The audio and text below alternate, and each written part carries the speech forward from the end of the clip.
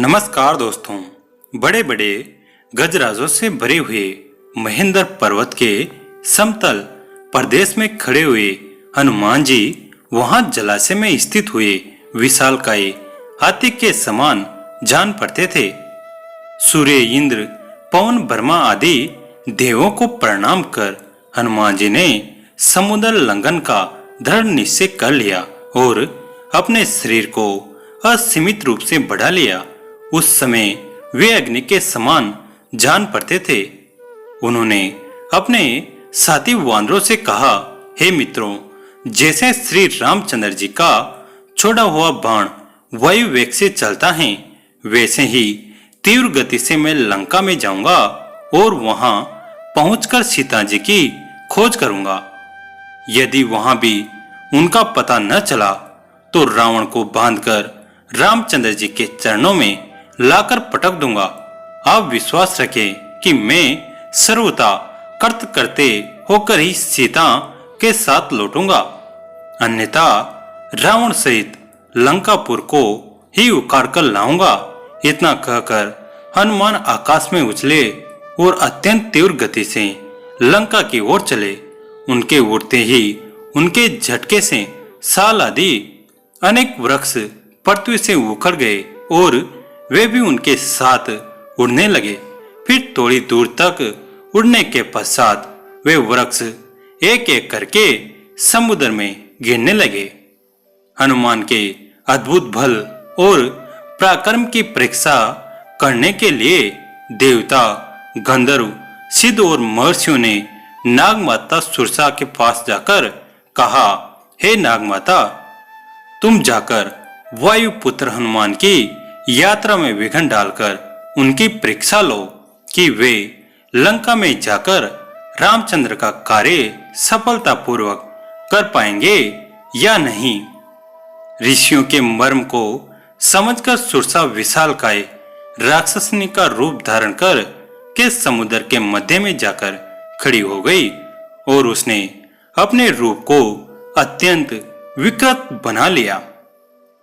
हनुमान को अपने सम्मुख पाकर वह बोली, आज मैं तुम्हें अपना आहार बनाकर अपनी क्षुधा को शांत करूंगी।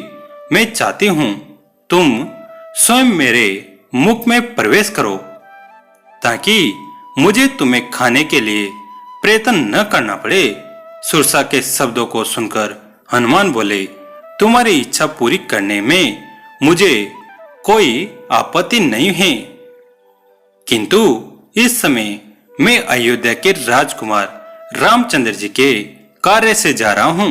उनकी पत्नी को रावण चुरा कर लंका ले गया है। मैं उनकी खोज करने के लिए जा रहा हूँ।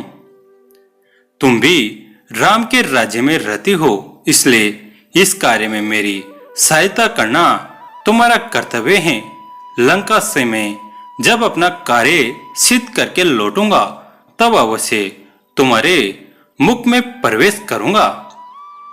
मैं तुम्हें यह वचन देता हूं। हनुमान की प्रतिज्ञा पर ध्यान न देते हुए सुरसा बोली, जब तक तुम मेरे मुख में प्रवेश न करोगे मैं तुम्हारे मार्ग से नहीं हटूंगी। यह सुनकर हनुमान बोले, अच्छा, तुम अपने मुख को अधिक से अधिक खोलकर मुझे निगल लो। मैं तुम्हारे मुख में प्रवेश करने को तैयार हूं। यह कहकर महाबली हनुमान ने योग शक्ति से अपने शरीर का आकार बढ़ाकर 40 कोस का कर लिया।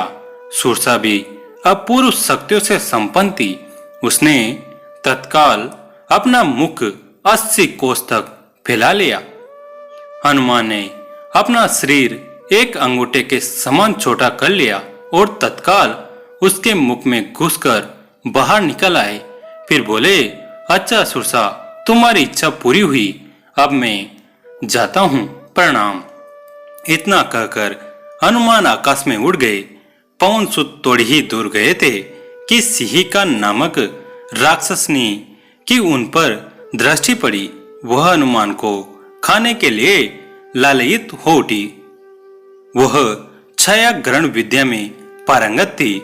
जिस किसी प्राणी की छाया पकड़ लेती थी वह उसके बंधन में बंधा चला आता था। जब उसने हनुमान की छाया को पकड़ लिया तो हनुमान की गति अवरुद्ध हो गई। उन्होंने आश्चर्य से सिंहिका की ओर देखा। वे समझ गए सुग्रीव ने जिस अद्भुत छायाग्राही प्राणी की बात कही थी संभवतः यह वही है। यह सोचकर उन्होंने योग बल से अपने शरीर का विस्तार मेघ के समान अत्यंत विशाल कर लिया। सिंहिका ने भी अपना मुख तत्काल आकाश से पाताल तक फैला लिया और गरजती हुई उनकी ओर दौड़ी।